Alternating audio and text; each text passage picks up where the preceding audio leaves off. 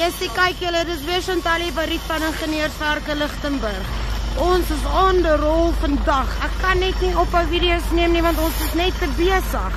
Nog 'n kliënt, so goedjies wat inkom, dat ons hier gaan sit en dan gaan die manne dadelik wegspring en begin werk. Ons het lekker reën weer hierso in Lichtenburg vandag.